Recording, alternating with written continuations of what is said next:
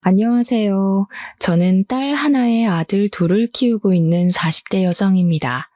저는 나이를 먹지 않을 줄 알았는데 정신 차리고 보니 어느새 제가 40대가 되어 있고 세 자녀의 엄마가 되었네요. 되돌아보면 오늘의 저와 가족들이 있기까지 정말 무수히 많은 일이 있었습니다. 사실 지난 10년은 제 인생에서 가장 힘들고 괴로운 나날들이었어요. 지금은 어느 정도 제 마음이 정리도 되고 여유가 있지만 얼마 전까지만 해도 생각할수록 울분이 터지고 치가 떨리는 사건 때문에 잠도 잘 못 잤거든요. 하지만 이제는 새로운 시작을 앞두고 다 털어버리고자 이렇게 사연을 보내게 되었습니다. 일단 제가 살아온 이야기부터 하면 저는 20대 중반에 아동복지센터에서 사회복지사로 근무하고 있었고 센터장님의 아들이었던 남편과 결혼을 했어요. 사실 센터장님인 시어머니는 저를 정말 싫어하셨습니다. 처음부터 저를 싫어했던 것은 아니었어요. 오히려 처음에는 일 잘하고 아이들에게도 잘한다고 너무 좋아하셨습니다. 하지만 남편과 연애를 하고 결혼을 하겠다고 말하니 자기 아들 짝으로는 제가 한참 부족하다고 생각했는지 결혼을 반대했어요. 그도 그럴 것이 사실 우리 집은 부유하지 않았고 저의 어린 시절은 불행했습니다. 아빠는 어릴 때부터 아침부터 저녁까지 술만 찾으셨고 가장의 역할은 전혀 하지 않았어요. 심지어 술에 잔뜩 취하면 엄마를 때리기까지 했습니다. 실질적인 집안의 가장이었던 엄마는 요양보호사 자격증을 따서 요양원에서 밤 늦게까지 일하시며 우리를 키우셨어요. 이렇게 매일 술 냄새가 진동하고 가끔은 엄마의 울음소리도 들리는 집이 싫었던 오빠는 20살이 되자마자 집을 나가버렸습니다. 그리고 아빠는 제가 20살이 되던 해 급성 알코올 중독으로 돌아가셨어요. 아빠의 장례식 마지막 날 발인까지 다 하고 저는 엄마를 모시고 집에 가려는데 어디선가 많이 본 뒷모습이 보였습니다. 자세히 보니까 오빠였는데 옷은 다 해지고 얼굴도 상처투성인 것이 꼴이 말이 아니었어요. 엄마와 저는 다급히 오빠를 불렀지만 오빠는 제 목소리를 듣고서 도망가 버렸고 그 뒤로는 오빠를 그 어디서도 보지 못했습니다. 그날 엄마는 집에 오셔서 오빠 생각에 가슴을 치며 눈물을 흘리셨어요.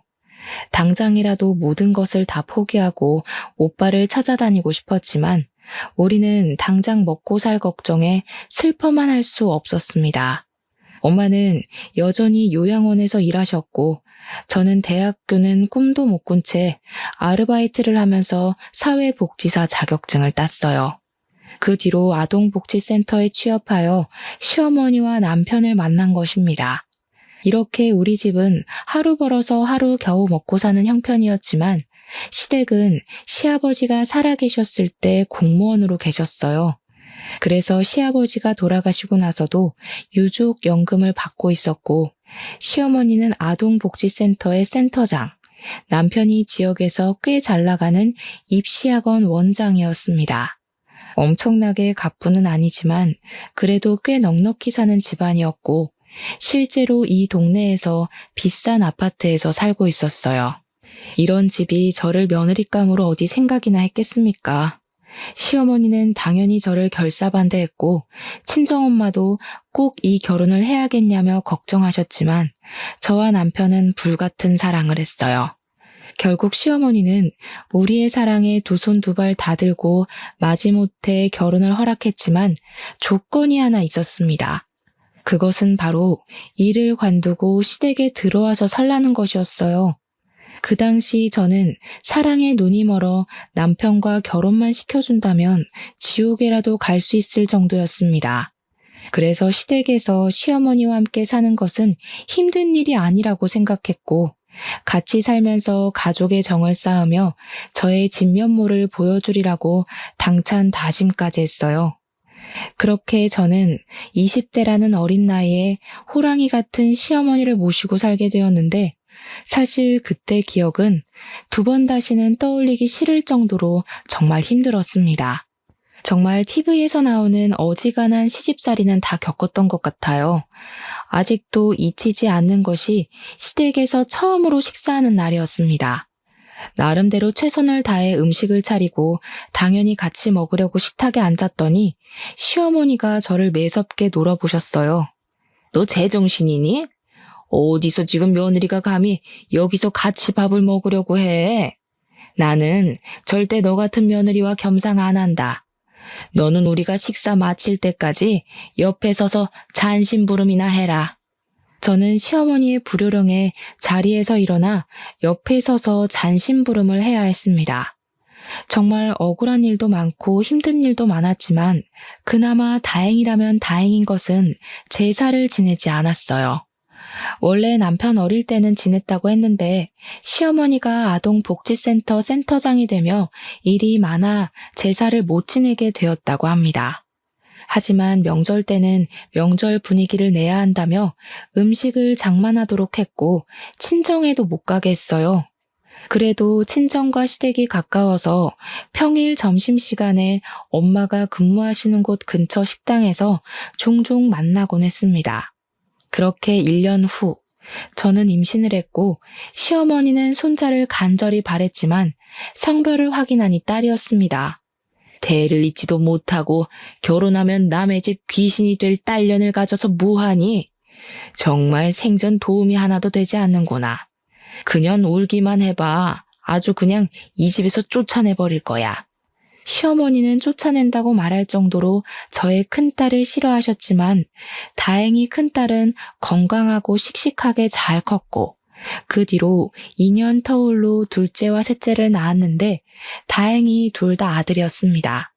떡두꺼비 같은 손자를 둘이나 낳으니 시어머니는 저에게 두 아들을 건강하고 똑 부러진 아이로 키우는데 전념하라고 하시며 가정부를 들이셨어요. 그러나 여전히 주방일은 다 저의 몫이었습니다. 그래도 이전과는 다르게 명절 마지막 날에는 아이들과 저는 친정에 다녀오라고 하시며 보내주셨어요. 저는 남편과도 같이 가고 싶었지만 남편은 학원 일로 바빠서 유일하게 쉬는 날이 명절인데 그날 꼭 친정에 데리고 가야 하겠냐며 아이들과 저만 친정에 보내셨습니다.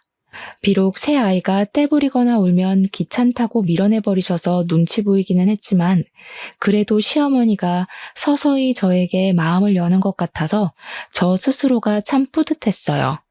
그러던 어느 날이었습니다. 저는 일주일에 한 번씩 아이들을 가정부 이모님께 잠깐 부탁하고 마트에서 장을 보곤 했는데 언제부턴가 마트 가는 길에 있는 한 젊은 노숙자가 눈에 띄었어요. 그 노숙자는 젊은 시절 오빠와 너무 닮아서 노숙자를 보고 있으면 오빠가 떠올라 자꾸 신경이 쓰였습니다. 그래서 음식을 할 때마다 일부러 많이 해서 일회용 도시락에 담아 한 번씩 주고는 했어요. 아무래도 아이들이 어려 매일 주지는 못해도 제가 장을 보러 가는 날에는 꼭 일회용 도시락에 오래 두어도 상하지 않을 음식들을 챙겨서 가져다 주었고 그때마다 노숙자는 감사하다고 하며 음식을 허겁지겁 먹었습니다. 그러던 어느 주말, 모처럼 한가한 날이라 시어머니를 모시고 남편 아이들과 함께 도시락을 넉넉히 싸서 인근 공원으로 산책하러 나갔습니다. 공원은 마트 건너편으로 공원에 가기 위해서는 노숙자가 있던 곳을 지나가야만 했어요. 그날도 역시 노숙자가 앉아 있었고 남편은 노숙자를 보며 젊은 사람이 이래야지 저렇게 구걸만 해서 되겠냐고 하며 대놓고 노숙자를 비난했습니다. 노숙자는 남편의 말에 그냥 고개를 숙이며 아무 말도 못하고 앉아 있었어요. 저는 공원에 가서도 자꾸 그 노숙자가 생각나서 다음날 노숙자를 찾아가 이것저것 챙겨주었습니다. 노숙자는 자신에게 자꾸 이렇게 챙겨주셔서 너무 감사하다고 하며 연신 고개를 숙였어요. 저는 그런 노숙자에게 아니라고 하며 힘내서 버티면 언젠간 좋은 날이 올지도 모르니 항상 힘내고 희망을 잃지 말라고 했고 제 말에 노숙자는 고개를 숙이고 눈물을 훔쳤습니다. 가끔 노숙자들에게 음식을 대접했을 때 감사하기는커녕 오히려 더 큰 것을 바라는 경우도 있던데 이 노숙자는 그래 보이지 않았어요. 무슨 사연이 있는지는 모르겠지만 이 노숙자가 꼭 잘 됐으면 좋겠다는 생각이 들었습니다. 그렇게 1년 정도가 지났어요. 저는 여전히 노숙자에게 음식을 한 번씩 갖다 주었고 노숙자는 변함없이 머리를 조아리며 저에게 감사하다고 했습니다. 하루는 노숙자에게 음식을 주니 노숙자가 감사하다고 하며 이상한 말을 했어요. 저 사모님, 제가 이런 이야기 하는 게 맞는지 모르겠는데 사장님 한번 잘 살펴보세요. 최근에 부쩍 젊은 여성분과 다정하게 자주 다니시더라고요. 그게 무슨 말이세요? 저희 남편이 바람이라도 피운다는 것이에요? 아니면 다행이지만 그래도 혹시 모르니까요. 제가 이래봬도 이 자리에서 1년 정도 있었잖아요. 1년이라는 시간 동안 있으면서 본 게 있어서 그래요. 한번 사장님 잘 살펴보세요. 저는 노숙자의 말을 듣고 처음에는 그냥 잘못 본 거겠거니 하고 말았습니다. 그런데 집에 와서 곰곰이 생각해보니 그간 남편의 행적이 조금 수상하기는 했어요. 최근에 학원 일이 많다며 아침 일찍부터 출근해서 밤늦게 퇴근하기도 하고 주말에도 학원에 종종 갔으며 어떨 때는 학원에서 잔다고 아예 집에 오지도 않았거든요. 저는 노숙자의 말이 거짓이길 바라면서도 한편으로는 진짜인 것 같은 불안감이 들었습니다. 그러다 제 생일이 다가왔어요. 사실 그동안 시댁에서 살며 제 생일은 점차 잊히고 있었습니다. 이번에도 당연히 그럴 거로 생각하고 여느 때와 같이 부부 침실을 정리하는데 침대 밑에 무언가가 있더라고요. 손을 넣어 꺼내보니 웬 고급 목걸이가 있었습니다. 저는 그날이 제 생일 전날이라 당연히 남편이 저를 위해 준비한 것으로 생각해서 다시 침대 밑에 넣어뒀어요. 그리고 내일 남편이 목걸이를 주면 아무것도 몰랐던 것 깜짝 놀라는 연기를 해야겠다고 생각했습니다. 제 생일인 다음 날, 저는 아침에 남편이 생일 축하한다고 하며 목걸이를 건네줄 줄 알았는데 남편은 아무 말이 없었어요.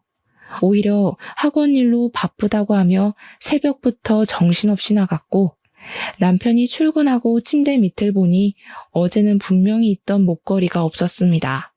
저는 남편이 저녁 때 퇴근하며 깜짝 선물로 줄 것으로 기대했으나 그날 저녁 남편은 집에 들어오지 않았어요. 전화를 해보니 학원 선생님의 어머니가 돌아가셔서 지방에 내려가고 있고 오늘 밤에 못 들어갈 것이라고 했습니다. 상황은 어쩔 수 없었지만 선물을 받을 것으로 기대해서 그런지 속상했어요. 그래도 남편이 장례식장에 다녀와서 목걸이를 제게 줄 줄 알았는데 끝내 남편은 목걸이를 꺼내지 않았습니다. 이렇게 되자 침대 밑에 있던 목걸이는 과연 누구의 것이었는지가 궁금했어요. 남편에게 물어보려고 했으나 남편이 매일 밤늦게 들어오고 아침에는 일찍 나가버려서 물어볼 수 없었습니다. 그 주 일요일, 남편은 학원에 일이 있다며 아침 일찍부터 나갔고 아이들은 방에서 놀고 있었어요. 아이들과 함께 공원이라도 가고 싶었지만 일요일에는 가정부 이모님이 오시지 않아 제가 집안일을 해야만 했습니다. 점심시간이 되어 식사 준비를 하고 시어머니 방문 앞으로 갔는데 큰 방에서 시어머니가 누군가와 통화 중이셨어요. 문 밖까지 소리가 들려 얼결에 들었는데 빨리 이혼시키고 아이와 함께 재혼시킨다는 말을 하셨습니다. 통화가 마친 것 같아 제가 식사 준비 다 됐으니 나오시라고 문을 두드리려고 하자 시어머니가 문을 열고 나왔어요. 깜짝이야. 쥐새끼처럼 문 앞에서 뭐 하는 짓이야? 방금 내가 하는 이야기 들었어? 식사하러 나오시라고 말씀드리려고 한 건데.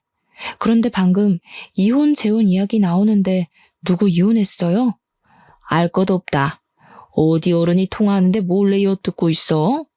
너희 친정에서는 너를 그렇게 가르치디? 정말 못 배운 티가 아주 팍팍 나는구나. 얼른 가서 밥 먹자. 시어머니는 아주 당황한 표정으로 부엌에 가서 식사했고 그런 모습을 보니 느낌이 왠지 이상했습니다. 그날 저녁 남편이 퇴근 후 샤워하는데 자꾸 옷장에서 진동 소리가 났어요. 옷장 문을 열어보니 남편 양복 주머니에서 진동 소리가 나고 있었고 주머니 안에는 처음 보는 핸드폰이 있었습니다. 핸드폰을 꺼내보니 발신자 이름이 없고 핸드폰 번호 11자리만 적혀 있었는데 가운데 자리는 남편 생년월일과 같았고 끝자리가 남편 핸드폰 번호와 똑같았어요. 그리고 핸드폰 케이스에는 하트 그림이 그려져 있었습니다. 제가 전화를 받으려던 찰나 남편이 샤워하고 나왔어요. 남편은 제가 전화를 받으려는 모습을 보자 기겁을 하며 후다닥 핸드폰을 빼앗아 갔습니다. 뭐야, 남의 핸드폰을 왜 함부로 네가 받아? 이게 얼마나 중요한 전화인데. 계속 전화가 오길래 근데 이 핸드폰은 무슨 핸드폰이야? 자기 핸드폰 이거 아니잖아. 이거 학원에서 학부모님들, 학원 거래처 사람들과 연락하는 핸드폰이야. 언제 개통한 거야? 그리고 케이스는 그게 뭐야? 자기 원래 이런 케이스 유치하다고 안 좋아하잖아. 그냥 학생들이 선물로 줘서 한 거야. 뭘 그렇게 따져대. 아무튼 나 전화하고 올게. 남편은 핸드폰을 들고 굳이 집 밖에 나가서 전화통화를 했습니다. 아무리 학원 업무용 핸드폰이라지만 이렇게까지 화를 내는 것, 그리고 업무상의 전화를 굳이 밖에까지 나가서 하는 것이 이상했어요. 그리고 제일 이상한 것은 남편의 취향에 전혀 맞지 않은 하트 그림의 핸드폰 케이스였습니다. 원래 남편은 핸드폰 케이스도 항상 투명하거나 무채색만 했지 이런 그림이 그려진 것은 단 한 번도 한 적이 없었어요. 결혼 전 연애할 때 제가 사줘본 적은 있지만 그때도 유치하다고 절대 끼고 다니지 않았습니다. 젊을 때 그랬던 사람이 40대가 돼서 그런 핸드폰 케이스를 자발적으로 낀다는 것은 아무리 생각해도 말이 안 되는 소리였어요. 이상한 생각은 꼬리에 꼬리를 물었고 일단 그 번호 주인을 알아봐야겠다는 생각에 아까 전화 온 핸드폰 번호를 저장했습니다. 한번 보기는 했지만 가운데 자리는 남편의 생일이고 끝자리는 남편의 핸드폰 번호와 같아서 쉽게 기억할 수 있었어요. 핸드폰 번호를 저장하고 나니 카카오톡에 새 친구가 뜨길래 메인 사진을 보니 침대 밑에서 본 그 목걸이 사진이 있었고 그 위에는 남자와 여자가 커플링을 끼고 손잡은 사진이 있었습니다. 그리고 상태 메시지에는 남편의 이니셜 하트 그리고 400일이라는 글씨가 있었어요. 저는 직감적으로 이 남자의 손이 남편의 손이고 이 핸드폰 번호의 주인은 남편과 불륜을 저지르고 있는 여자의 번호라는 것을 알았습니다. 그날 밤 남편은 상간녀와 통화를 하고 서재에서 잠을 잤고 저는 부부 침실에서 혼자 있으며 이 상황을 어찌해야 할지 고민했어요. 밤을 꼴딱 새우고 다음날 아침, 남편은 역시 새벽부터 출근했습니다. 저는 모두 출근한 뒤 방으로 들어가 상간녀의 번호로 전화를 했으나 받지 않길래 제가 남편의 아내인데 한번 만나서 이야기 좀 나눠야겠다고 문자를 보냈어요. 상간녀는 제 문자에 바로 전화를 했고 우리는 그날 오후에 한 카페에서 만났습니다. 은찬이 오빠랑 같이 사는 분이 그쪽이에요? 참 저렴하게도 생기셨네. 뭐 암튼 저 은찬이 오빠랑 결혼할 거고 은찬이 오빠 어머니도 저 알고 계세요.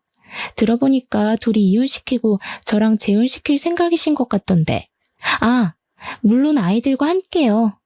사실은 제가 돈은 많아도 임신은 못하는 처지거든요. 솔직히 앞길이 창창한 은찬이 오빠가 그쪽보다는 건물주 딸인 제가 더 잘 어울리지 않겠어요? 게다가 아이도 아들 둘에 딸 하나 있으면 보기 좋은 오붓한 가정이 되겠네요. 뭐? 지금 유부남이랑 불륜을 저지른 주제에 뭘 잘했다고 이렇게 당당해? 그리고 우리 아이들을 내가 언제 너한테 맡긴대? 허튼 생각을 참 정성껏 한다. 언니가 아무리 그래도 어머니, 은찬이 오빠 모두 말 끝난 상황이에요. 이미 1년 전부터 명절 마지막 날에는 그 집에도 갔는걸요. 그리고 언니가 자던 침대에서 은찬이 오빠랑 잠도 자고요. 이미 어머니는 저를 며느리로 생각하고 있다고요. 그러니까 괜히 난리치지 말고 그냥 조용히 혼자 꺼져주세요. 아시겠어요? 생각해보니 1년 전부터 시어머니가 명절 마지막 날에는 꼭 저와 아이들을 친정에 보내셨습니다. 저는 감사한 마음에 친정에 갔었는데 사실은 남편 상간녀와 함께 시간을 보내려고 했던 것이라는 생각을 하니 남편과 시어머니에 대한 배신감과 분노에 눈이 뒤집히고 온몸이 부르르 떨리더라고요. 저는 끝까지 뻔뻔한 상간녀에게 너무 화가 나서 앞뒤 생각할 겨를도 없이 상간녀의 면상에 물을 뿌렸습니다. 상간녀가 당황해하며 저에게 정신 나갔냐고 하며 소리를 지르길래 뺨도 때렸어요. 정신 나간 건 너지. 어디서 애까지 있는 남의 나자 뺏어놓고 큰 소리야. 나도 불륜까지 저지른 남편과 같이 살 마음은 죽어도 없지만 곱게 끝내진 않을 거야. 너한테도 상간녀 소송 걸 테니까 준비 단단히 하고 있어. 내가 너랑 남편이라는 작자, 그리고 너를 가족으로 받아들인다던 시어머니까지 모조리 다 박살낼 거야. 박살낼 수 있으면 박살내봐. 우리 오빠 이 지역에서 엄청 유명한 학원 원장인데 무슨 수로 아무것도 없는 네가 박살낼 건데? 들어보니 돈도 없고 백도 없고 아무것도 없던데. 참나.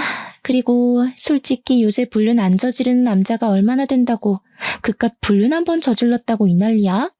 상간녀가 카페에서 고래고래 소리를 지르는 바람에 사람들은 상간녀의 실체를 알게 되었고 카페의 사람들은 손가락질하며 옹성거리기 시작했습니다. 사람들의 눈초리에 상간녀는 오히려 더 적반하장으로 소리를 지르며 사랑하는데 어쩌라는 식으로 말했고 그 모습을 사람들이 동영상으로 찍어댔어요. 저는 혼자 화가 나서 쇼를 벌이는 상간녀를 카페에 두고 남편의 학원으로 찾아갔습니다. 남편은 저에게 무슨 일이냐고 했고 저는 남편을 보자마자 뺨을 갈겼어요. 왜 때려? 갑자기 무슨 짓이야? 정신 나갔어? 제정신이야? 그래, 나 정신 나갔다. 지금 눈 돌아가서 아무것도 눈에 보이지 않아. 나 그동안 너 하나만 바라보고 모진 시집살이 다 견뎌왔는데 어떻게 네가 다른 여자랑 바람이 날 수가 있어? 지금 이런 상황에서 내가 안 미치는 게 이상한 거지. 지금 사람들이랑 학생들 앞에서 무슨 소리를 하는 거야? 헛소리 그만해, 쪽팔리게. 바람 피우고 불륜 저질러서 쪽팔린 건 아나 보지? 지금 네 상간녀 보고 다 확인하고 오는 길이야, 이 새끼야. 더는 너랑 못 살아. 너네 집 망가뜨리고 이혼할 거야, 그렇게 알아. 남편은 나에게 쪽팔리니 빨리 나가라고 했고 학원에 있던 중고등학생들이 나와 남편의 싸움을 영상으로 다 찍었습니다. 그때가 겨울방학 기간이라 중고등학생들이 꽤 있었거든요. 남편은 학생들에게 당장 영상을 지우라고 난리를 쳤고 저는 학원에서 빠져나와 바로 시댁으로 향했습니다. 시댁에는 첫째, 둘째 아이는 어린이집에 갔고 셋째 아이와 가정부 이모님만 있었어요. 저는 바로 방으로 들어가 아이들 짐과 제 짐을 챙기고 퀵서비스를 불러 모든 짐을 보내버렸습니다. 밖에서 씩씩거리면서 와서 짐을 챙기는 저를 본 가정부 이모님은 이게 다 무슨 일이냐고 했어요. 저는 가정부 이모님한테 오늘 카페에서 알게 된 모든 사실을 다 말한 뒤 이 집 박살낼 테니 가정부 이모님도 얼른 나가시라고 했습니다. 가정부 이모님은 사실 다 알고 있었다며 남편과 상간녀가 집 앞에서 데이트하는 사진을 저에게 주셨어요. 그러면서 이모님이 이 집에 들어오게 된 경위를 이야기해 주셨습니다. 원래 이모님의 남편은 이 집의 운전기사였다고 해요. 그런데 기사로 일하면서 시어머니와 남편에게 온갖 막말을 다 들었다고 하며 녹음된 파일을 들려주었는데 정말 욕설이 엄청나더라고요. 결국 이모님의 남편은 공황장애, 우울증, 대인기피증으로 밖에 나오지 못하는 상황이고 이 모습을 본 이모님은 이 집구석 무너뜨릴 생각으로 가정부가 되어왔다고 했습니다. 그러면서 이 집에 남아 도울 것이 있으면 도울 테니 언제든지 연락하라고 했어요. 저는 가정부 이모님과 대화를 마친 후 그 망할 놈의 집구석에서 나와 새 아이를 데리고 친정으로 갔습니다. 일단 큰 소리치고 나왔는데 이 집을 어떻게 망가뜨려야 하나 고민이 되었어요. 그날 저녁 엄마가 퇴근하시고 집에 오셨고 저는 그동안의 상황을 다 이야기했습니다. 엄마는 처음부터 그 집구석 마음에 들지 않았는데 어떻게 사람들이 그럴 수 있냐고 하시며 엄마가 도울 일 있으면 언제든 말하라고 하셨어요. 엄마와 이야기하는데 시어머니에게 전화가 왔습니다.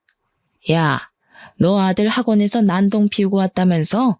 쪽팔리게. 솔직히 생각을 해봐라. 우리 아들한테 너같이 지질이 궁상인 년이 어디 어울릴 거로 생각하니? 그래도 네가 아들을 둘이나 낳아서 내가 그동안 사람 대접은 한 건데 며느리로는 절대 안 된다. 너같이 돈도 없고 무식한 것은 그냥 아이만 낳아주고 꺼져주면 돼. 알겠어? 그러니까 아이들은 두고 이혼해라. 아이들 두고 이혼하면 내가 돈 많이 줄게. 너네 집 돈도 없잖니. 아이만 낳아주고 꺼져요? 제가 잘못한 것도 아닌데 제가 왜 제 배 아파서 낳은 아이들을 두고 이혼해야 해요? 남편이나 시부모님이나 우리 아이들 한번 놀아나 주셨어요? 다정스럽게 간식거리라도 하나 챙겨본 적 있냐고요? 전 절대 우리 아이들 못 보냅니다. 제가 무슨 수단과 방법을 써서라도 반드시 당신들 무너뜨릴 거니 그리하세요. 네가 무슨 수로 무너뜨릴 거니? 돈이 있니 명예가 있니 권력이 있니? 쥐뿔도 없는 주제에 괜히 설치다가 다치지 말고 그냥 포기해라. 이 말 듣고 도끼가 단단히 오른 저와 엄마는 시어머니의 센터 그리고 남편과 상간녀까지 반드시 망하는 모습을 봐야겠다고 다짐했습니다. 집에서 잠시 쉬고 있는데 가정부 이모님이 만나자고 연락이 왔어요. 약속된 장소로 나가보니 이모님이 아까는 정신이 없어서 말을 못했다며 볼펜 녹음기를 하나 건네주셨습니다. 사실 그동안 볼펜 녹음기를 가지고 출근했었는데 앞으로 이혼 소송할 때 도움이 될 것 같다고 하시면서요. 저는 감사한 마음으로 가정부 이모님께 볼펜 녹음기를 받았고 친정집으로 다시 가는 길에 노숙자를 보았습니다. 평소처럼 마트에서 노숙자에게 이것저것을 사서 건네다가 제가 매일 지니고 다니던 오빠의 사진을 노숙자 앞에 떨어뜨렸어요. 노숙자는 오빠의 사진을 보더니 오빠의 이름을 말하며 맞냐고 물었습니다.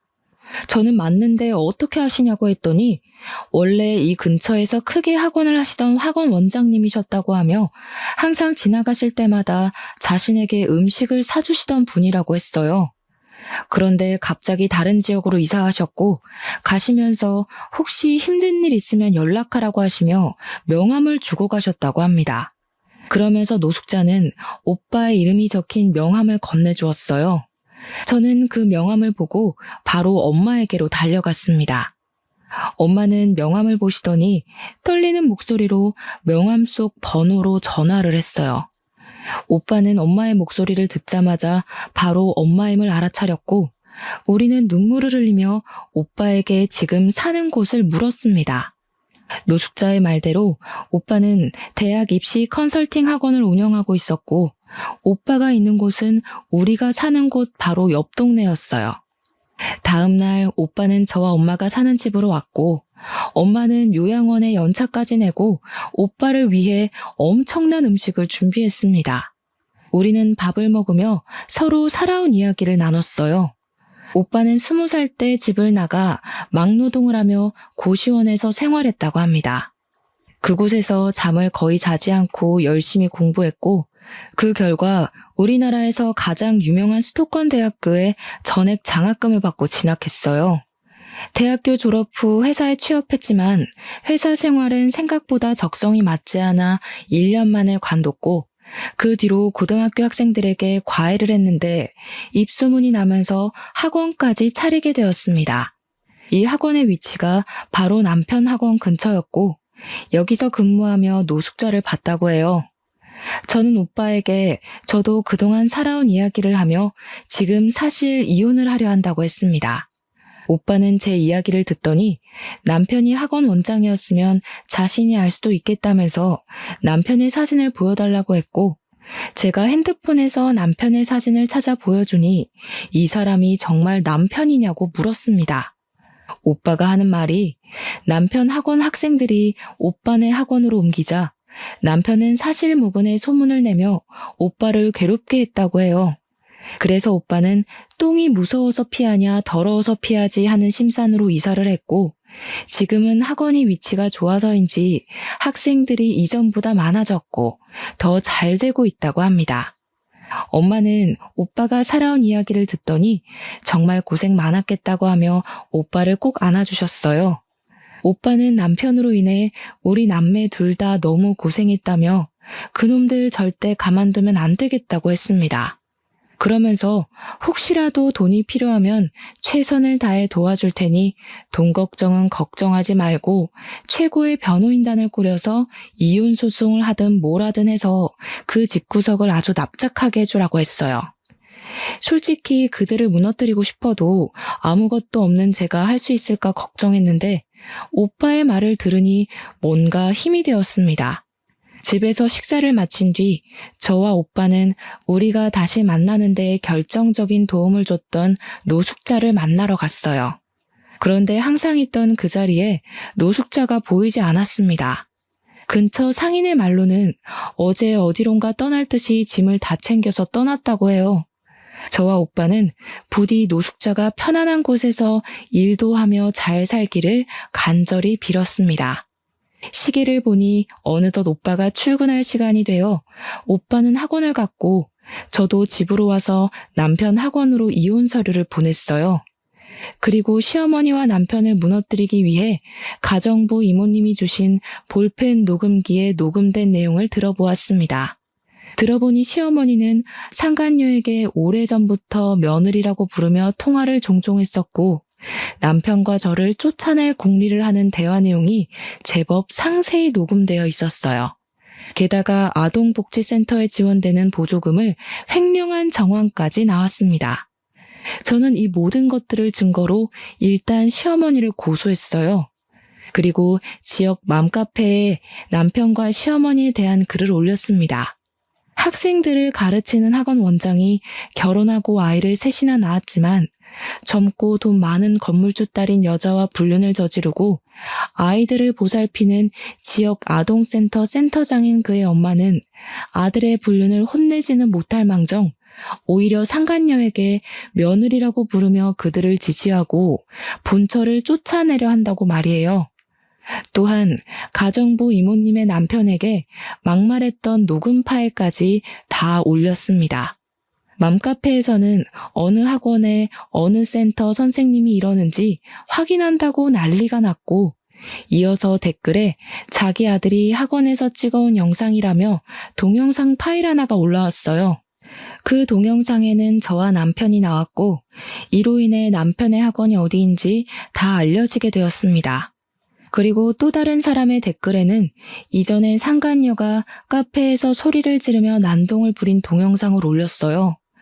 그 동영상에는 상간녀가 소리를 지르며 이 지역에서 엄청 유명한 학원 원장과 불륜을 저지른다고 말하는 장면이 있었는데 그 덕에 사람들은 동영상 속 여자가 남편과 불륜을 저지른 상간녀임을 알 수 있었고 건물주라는 말에 상간녀의 신상도 털리게 되었습니다. 저는 이 모든 상황을 지켜보며 우리나라의 네티즌의 빠른 정보력에 감탄하고 있는데 남편에게 전화가 왔어요. 너 학원에 이혼 서류 보냈더라? 나도 너랑 이혼할 참이었는데 잘 됐네. 근데 말이지, 아이들은 내가 데리고 와야겠어. 사실 너희 집보다 우리 집이 잘 살기도 하고 우리 집이 교육 쪽에 종사하고 있으니까 내가 아이들을 보는 게 더 낫지 않겠어? 과연 그럴까? 지금은 너네 집이 우리 집보다 더 잘 살지 몰라도 내가 보기엔 조만간에 너네 집 망할 것 같은데? 그게 무슨 소리야? 이혼 앞두니까 불안하고 초조해서 헛소리하니? 아무튼 우린 네 뜻대로 이혼하고 양육권은 내가 가질 거야. 그렇게 알고 있어. 넌 양육권 못 가질 거야. 아빠라는 작자가 아이들이랑 언제 한번 다정하게 놀아주기나 했니? 난 양육권 절대 못 넘기니 이혼 소송하자. 네가 이혼 소송할 수 있을 것 같아? 생각보다 이혼 소송할 때 돈 꽤 많이 들어. 너 그만한 돈 없잖아. 괜히 무리하지 말고 그냥 좋게 말할 때 내 말대로 해. 그게 너도 좋을걸? 고양이 쥐 생각해주는 거니? 너 걱정은 눈물 나게 고맙지만 내가 설마 이혼 소송할 돈도 없을까봐? 걱정하지 마. 최고의 변호인단 꾸려서 너 아주 철저히 밟아줄 테니까. 남편은 끝까지 자신의 잘못은 뉘우치지 않은 채 저를 비꼬았습니다. 남편과 통화를 해보니 절대 저에게 쉽게 양육권을 넘기지 않을 것 같아 변호사를 만나러 갔어요. 변호사는 제가 준비한 모든 자료를 듣더니 충분히 이혼 소송에서 승소할 수 있고 상간녀 소송에 양육권 소송까지 가능하겠다고 했습니다. 저는 변호사의 말에 바로 이혼 소송과 양육권 소송을 진행했고 상간녀에게는 상간녀 소송을 진행했어요. 소송에 들어가는 비용은 고맙게도 오빠가 다 지원해 주었습니다. 그렇게 한 일주일 정도가 지난 주말이었어요. 친정집에 엄마와 같이 있는데 누군가가 집 대문을 부서져라 두드리더라고요. 시끄러운 소리에 대문을 열어보니 시어머니와 남편이 나란히 집 앞에 있었습니다. 집 안에는 아이들이 있었고 이들이 아이들을 데리러 왔다는 생각이 들어 일부러 제가 대문 밖으로 나갔어요. 보조금 횡령 사실 밝힌 거 니년이지? 부족한 년 걷어서 가족이라고 받아줬더니 이렇게 뒤통수를 때려? 이래서 검은 머리 짐승은 거두는 게 아니었는데. 가족이요? 언제 저를 가족이라고 생각이나 하셨나요? 아들 낳았더니 버릴 생각부터 하셨으면서. 너 우리 학원 비방하는 글도 올렸더라? 내가 너 명예훼손죄로 고소할 거야, 알겠어? 고소해봐 어디. 내가 무슨 허위 사실을 올린 것도 아니고 증거가 명명백백한 사실을 올렸는데 그게 뭐? 사람들도 알 권리가 있다고. 그리고 명예훼손짓 해봤자 벌금 조금 내면 그만이야. 어디 한번 해봐. 그럼 나는 전국 곳곳에 네 얼굴 신상까지 다 뿌려버릴 건데 네가 더 타격이 클까 아니면 내가 더 타격이 클까? 아우 그냥 이걸 확 때려버릴까? 때려봐. 네가 나 때리는 순간 나 너 접근 금지 신청할 거야. 지금 우리 집 대문 위에 CCTV 있는 거 보이지? 남편은 정말 나를 때릴 듯한 포즈를 취했고 저는 순간 당황했지만 일부러 더 큰 소리를 내며 하나도 무섭지 않은 척을 했습니다. 이렇게 저와 시어머니, 남편이 한창 말싸움을 벌이는데 엄마가 굵은 소금을 큰 대야에 잔뜩 가져오셨어요. 그러더니 엄마는 그 소금을 시어머니와 남편에게 뿌렸습니다. 너는 왜 이딴 사람 같지도 않은 것들이랑 말을 섞니? 그냥 아끼야 물러거라 하고 소금이나 뿌리면 그만이지. 야, 너 뭐 하는 거야? 싸구려 집에서 사니까 하는 행동도 이딴 싸구려지. 뭐? 싸구려? 그래, 나 싸구려다. 어디 한번 오늘 싸구려한테 된통 당해봐라. 거지 같은 놈들아. 썩 꺼지지 못할까? 엄마는 대야에 있던 굵은 소금을 모조리 시어머니 남편에게 뿌렸고 그들은 소금을 맞으며 도망치듯 가버렸습니다. 잠시 후 엄마와 저는 대문 밖에 뿌린 소금을 치우러 다시 나왔어요. 그런데 상간녀가 문 앞에 서 있는 것이 아니겠어요? 저는 상간녀에게 방금 너네 오빠랑 그 엄마 소금 맞고 갔는데 너도 소금 맞고 싶어서 왔냐고 하니 상간녀는 대뜸 제 앞에서 무릎을 꿇었습니다. 언니, 제가 잘못했어요. 제가 카페에서 난리친 영상 보시고 아빠가 날 집에서 쫓아냈어요. 그래서 오빠 집에 들어가서 살려고 했는데 오빠도 그러고 어머니도 그러고 어떻게 카페에서 그 난리를 쳐서 우리 얼굴에 먹칠하냐고 하시고 불륜이 자랑이냐고 하시며 저를 또 쫓아내셨어요. 집에서도 저를 안 받아주시고 믿었던 오빠도 날 버려서 저 갈 데가 없어요. 사실 저는 직업도 없고 아빠 돈으로 그동안 먹고 살았는데 언니가 상간녀 소송까지 걸어서 지금 미칠 지경이에요. 이제 오빠랑도 헤어지고 정신도 차리고 살 테니 제발 상간녀 소송 좀 취소해 주시면 안 돼요? 카페에서 그 당당하던 모습은 어디 가고 이렇게 불쌍하실까? 그러게, 누가 그렇게 행동하랬니? 그리고 이렇게 일을 만든 사람은 바로 너야. 난 그래도 내 남편이 젊은 년이랑 바람난 게 쪽팔려서 조용히 말했는데 네가 그 카페에서 혼자 흥분하는 바람에 일이 이 모양까지 꼬였잖아. 아니야? 네가 일을 이따위로 만들어 놓고 인제 와서 무릎 꿇고 생난리야. 그리고 나는 상간녀 수송 취하해줄 생각 눈꼽만큼도 없으니까 자랑스러운 건물주이신 네 아빠한테 빌든 네 오빠라는 작자한테 가든 아니면 길에서 구걸이라도 해서 반드시 그 돈 마련해. 젊은 애가 사지육신 멀쩡한데 못할 건 또 뭐야? 상간녀는 당당하고 뻔뻔한 모습은 온데간데 없고 제 앞에서 무릎을 꿇고 사정을 봐달라고 빌었습니다. 어떤 사람은 이런 모습을 보면 불쌍해서 고소를 취하해주기도 하던데 저는 그런 모습을 보니 참 고소하더라고요. 아무튼 상간녀는 제가 고소 취하 안 해준다고 하자 우리 집안까지 들어오려고 하길래 저는 경찰을 불러서 쫓아냈습니다. 그 뒤로 상간녀 소송이 진행되었고 최종적으로 저에게 위자료를 지급하라는 판결이 내렸지만 상간녀는 돈이 없다는 이유로 저에게 위자료를 주지 않고 버텼어요. 그래서 저는 변호사의 말대로 채권 추심을 했습니다. 그 결과 상간녀의 통장은 압류당하고 상간녀의 계좌에 있던 돈을 빼올 수 있었어요.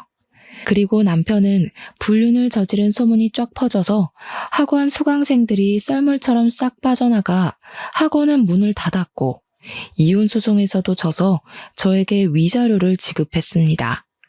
물론 양육권도 박탈당해서 양육비까지 매달 줘야 하는 상황이 되었어요.